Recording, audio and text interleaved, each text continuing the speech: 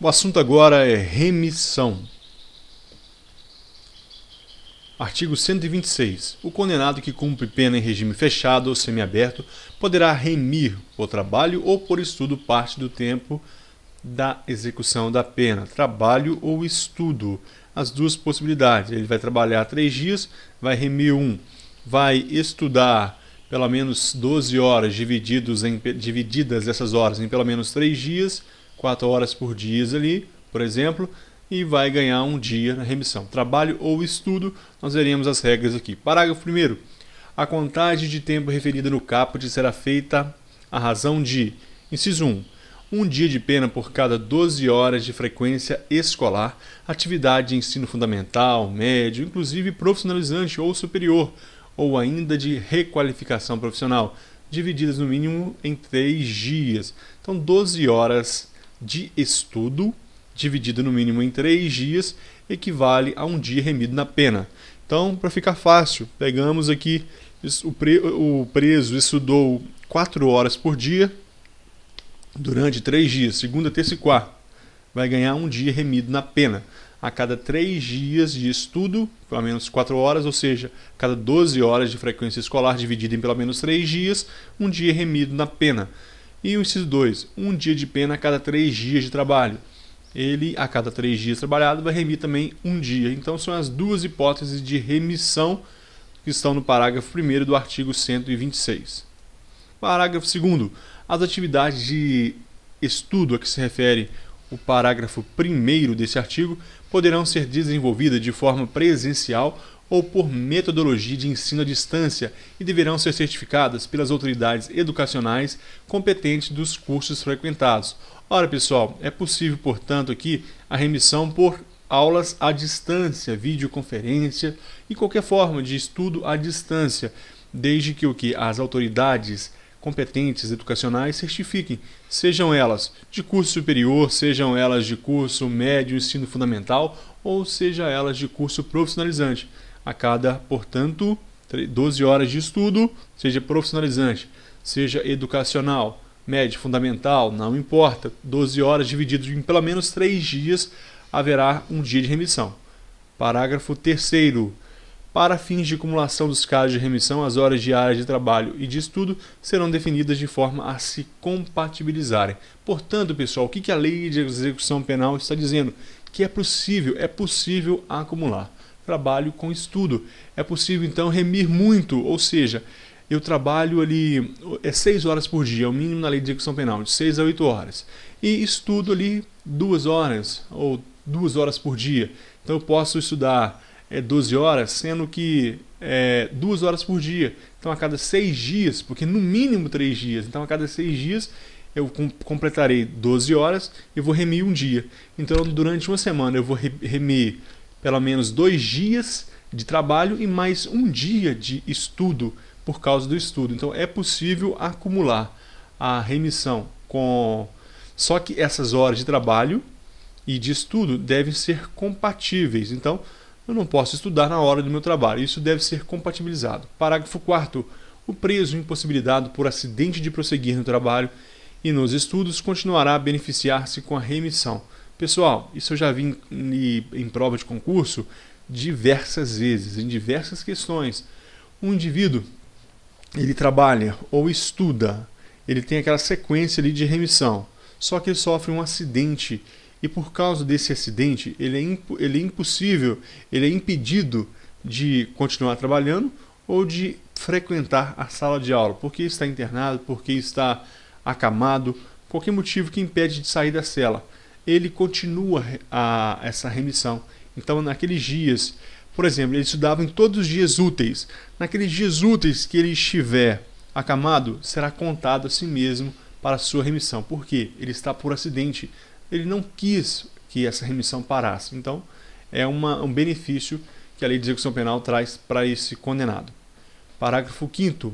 O tempo a remir em função das horas de estudo será acrescido de 1/3 no caso de conclusão de ensino fundamental, médio e superior, durante cumprimento de pena, desde que certificado por órgão competente do sistema educacional. A Secretaria de Educação vai certificar isso aí, vai dar o diploma comprovando que ele concluiu o ensino fundamental, médio ou superior. Imagine que o preso estava fazendo ali concluindo o ensino fundamental. Ele segunda, terça e quarta, opa, ganhei um dia. Quinta, sexta, segunda, ganhei mais um dia. E vai assim sucessivamente, ganhando dias, abatendo dias na sua pena. E ele consegue abater aí 300 dias. Estava condenado há muitos anos, abateu 300 dias. Só que neste período ele conclui o ensino fundamental. Ele vai ganhar mais um terço daquele período. Então, um terço daquilo que ele conseguiu remir será acrescido, será um troféu, será um benefício para ele. Ele vai sair da cadeia mais cedo. Ele terá um terço desse período acrescido em sua remissão. Eu usei o exemplo de trabalho, mas não serve. Na realidade, é tempo de estudo, né? Então, ele estudou segunda, terça e quarta, 4 horas. Ganhou um dia. Aí estudou quinta, sexta, voltou na segunda. Ou no sábado, se tiver aula, não importa. Mas 4 horas, ganhou outro dia. E foi assim sucessivamente. Ganhou 300 dias de remissão por estudo. Concluiu o ensino fundamental, ou médio ou superior. Um terço daquele período será acrescido, vai para 400, ganhou um terço daquele período. É um benefício, é um troféu, é um presente por ele ter concluído aquele ensino fundamental, médio ou superior. Vai embora mais cedo. Artigo 6º. Parágrafo 6º, do artigo 126. O condenado que cumpre pena em regime aberto ou semiaberto e o que usufrui de liberdade condicional poderão remir pela frequência a curso de ensino regular ou de educação profissional parte do tempo de execução da pena ou do período de prova, observado o disposto no inciso 1 do parágrafo 1º deste artigo.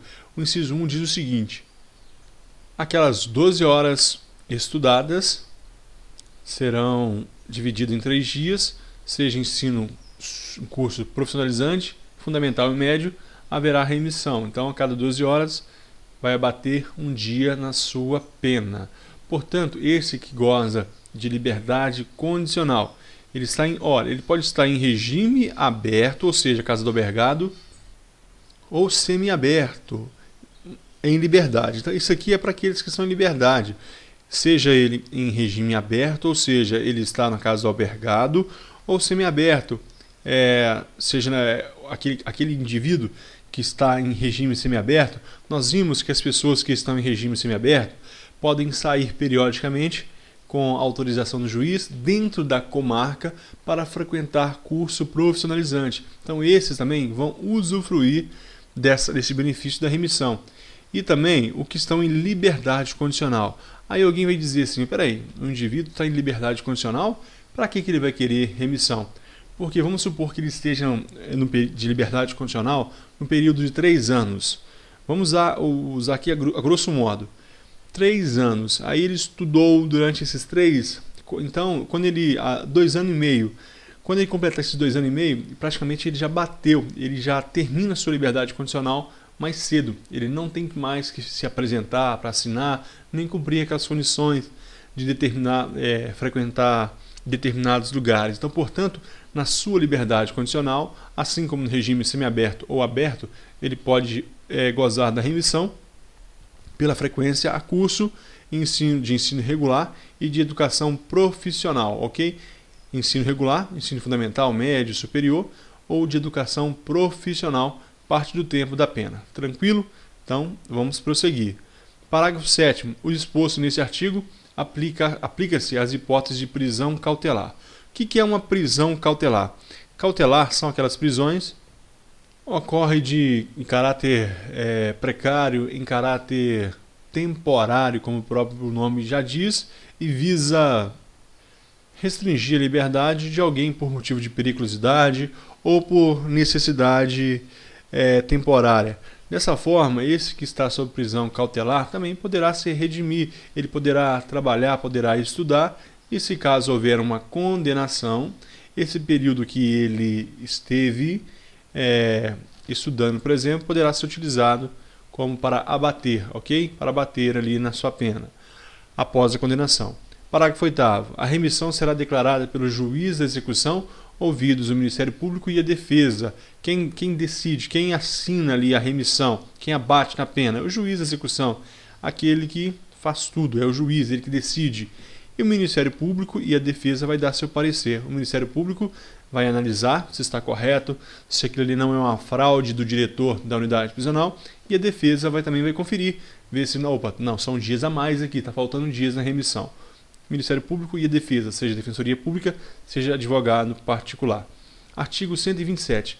Em caso de falta grave, o juiz poderá revogar até 1/3 do tempo remido, observado o disposto no artigo 57, recomeçando a contagem a partir da data da infração disciplinar. Tome cuidado, pessoal, porque muitas vezes você vai fazer um concurso e você pega uma apostila de um amigo seu que passou em concurso público e aquela apostila é antiga. Esse texto não foi sempre assim. O texto antigo, se eu não me engano, isso mudou em 2011. Em caso de falta grave, o juiz poderá revogar total tempo remido. Antigamente era total. Todo o tempo remido poderia ser revogado pelo juiz. A nova redação diz o seguinte, que em caso de falta grave, o juiz poderá revogar até 1/3 do tempo remido. O indivíduo tentou fugir, ele tinha ali 90 dias remido. O juiz pode até retirar até 30 dias ali como uma punição. Portanto, observando o disposto no artigo 57, recomeçando a contagem a partir da data da infração disciplinar. O artigo 57 diz que na aplicação das sanções disciplinares, levar-se-ão em conta a natureza, os motivos, as circunstâncias, a consequência do fato, bem a pessoa do faltoso e seu tempo de prisão. Nas faltas graves, aplica-se as sanções previstas no inciso 3 ao 5, além das sanções cabíveis. Então, pode ser suspensão de direitos, pode ser ainda o isolamento, pode ser inclusão no RDD. Só tome cuidado com essa parte aqui final, recomeçando a contagem a partir da infração disciplinar, já caiu em prova, ok? Isso já caiu em prova, preste atenção. Então, recomeça a contar a partir da data da infração disciplinar. A partir daquele momento, pode começar a contagem. Importante ressaltar que ele não perde todo o tempo remido, e sim 1/3 do tempo remido. Artigo 128. O tempo remido será computado como pena cumprida para todos os efeitos. Olha, pessoal, isso aqui é importante também, já caiu em prova. O tempo remido será computado como pena cumprida, como se ele tivesse cumprido para todos os efeitos. Que efeitos? Efeito de progressão de regime, efeito para liberdade condicional, para saída temporária, todos os efeitos. O tempo remido será computado como se tivesse cumprido aquela prisão. Então, abateu 1 ano, é como se ele tivesse cumprido aquilo ali, para todos os efeitos, tranquilo? Então, você vai guardar somente isso, para todos os efeitos, esse tempo remido será computado. Artigo 129. A autoridade administrativa encaminhará mensalmente ao juízo da execução cópia de registro de todos os condenados com informação dos dias de trabalho ou das horas de frequência escolar ou de atividade de ensino de cada um deles. O diretor da unidade prisional vai enviar para o juiz. Senhor juiz, estão aqui, olha, os presos que trabalham, os presos que estudam. O preso X, ele tem 90 dias aqui para remir. O preso Y tem aqui 120 dias, 120 horas para remir de estudo. Então, tudo isso, mensalmente, a autoridade administrativa deve enviar ao juiz. É lógico que, como é mensalmente, senhor juiz, esse preso aqui tem 20 dias trabalhado. Então não serão 60, na realidade 30 dias no máximo se trabalhou todos os dias, sábado, domingo, mas como ele tem direito ao descanso, não serão 30 dias. E as horas também não podem ultrapassar as horas compatíveis com 30 dias. Parágrafo 1º.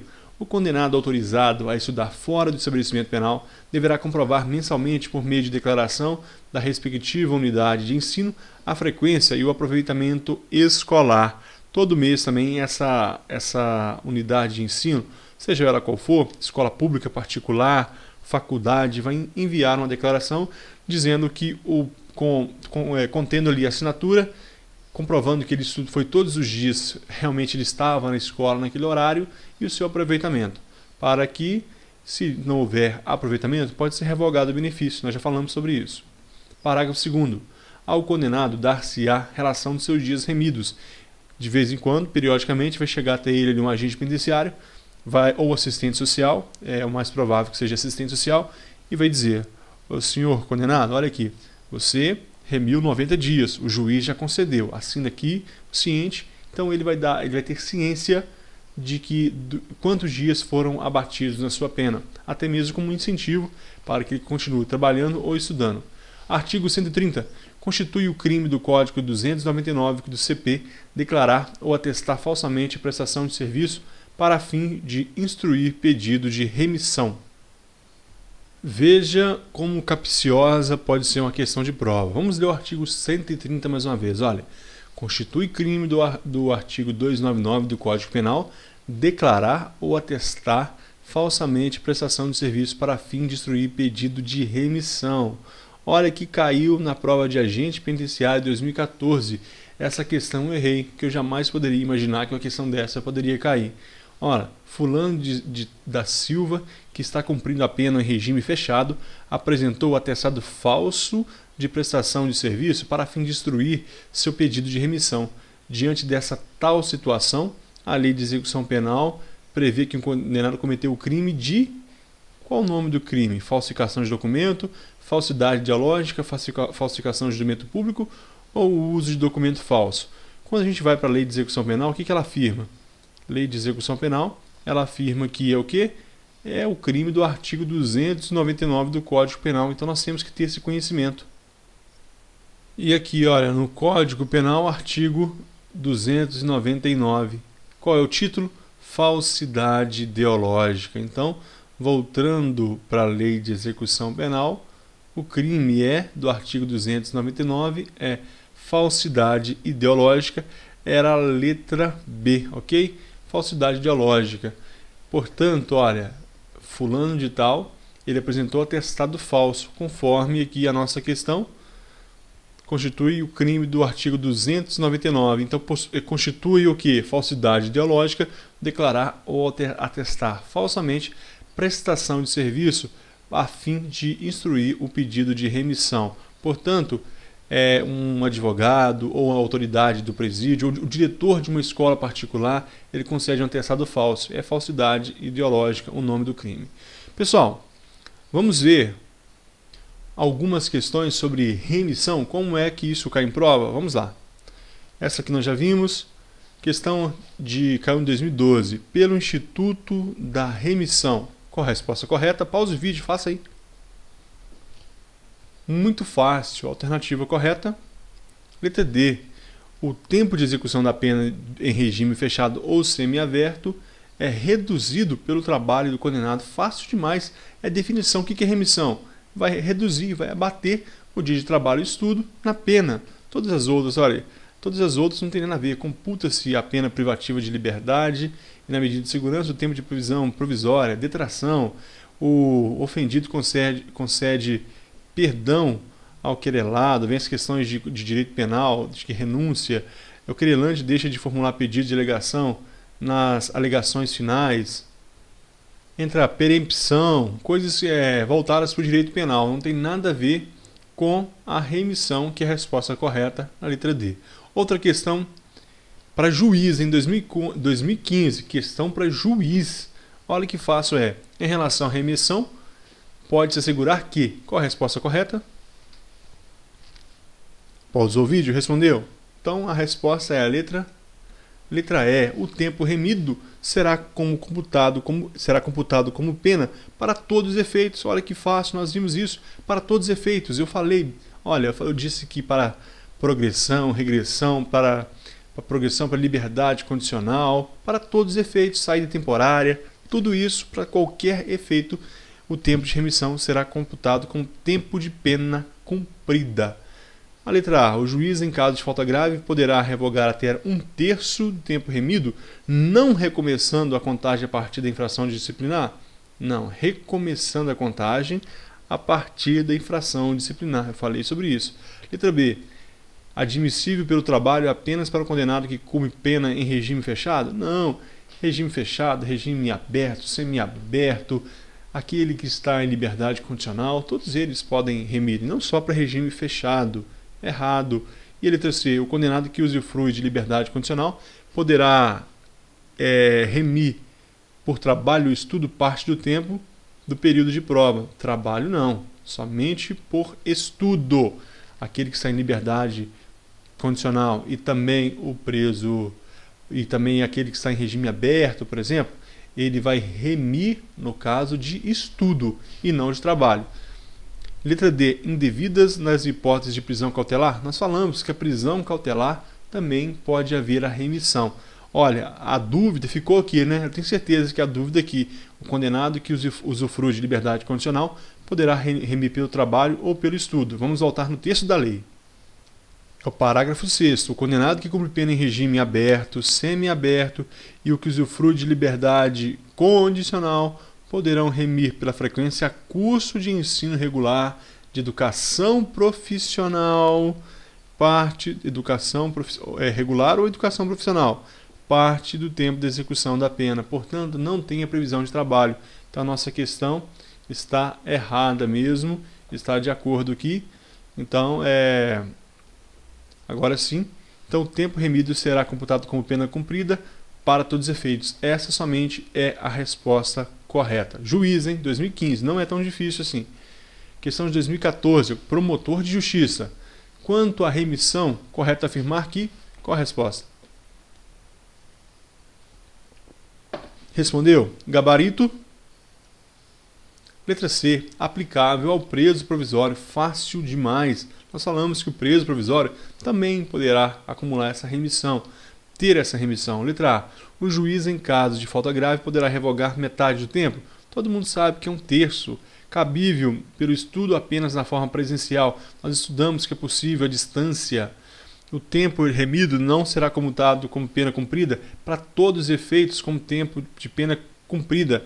Incabível pelo estudo para o condenado que usufrua de liberdade condicional. Nós acabamos de ver que aquele que está em liberdade condicional também poderá usufruir da remissão. Então veja, pessoal, que de acordo com o nosso estudo aqui, essas questões se tornam fáceis, fácil demais.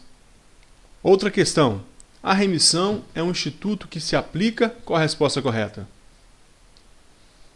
Gabarito. Letra B. Inclusive durante o período em que o sentenciado esteja impossibilitado por acidente de prosseguir no trabalho. Ora, fácil demais, nós falamos isso. Aquele que sofreu um acidente de trabalho, ele continua a se remir. Ele não queria se machucar, ele não queria sofrer um acidente, ele continua a remissão. Olha, defensor público, veja um nível: Ministério Público, defensor público e promotor de justiça, juiz. Então é o nível das provas e vejam como elas caem facilmente na prova. São questões fáceis. A única dificuldade aqui seria na letra D, porque vai além do nosso conhecimento, né? Por disposição legal, quando o sentenciado trabalha, por criação jurisprudencial não positivada, também pode diminuir a pena daquele que estuda.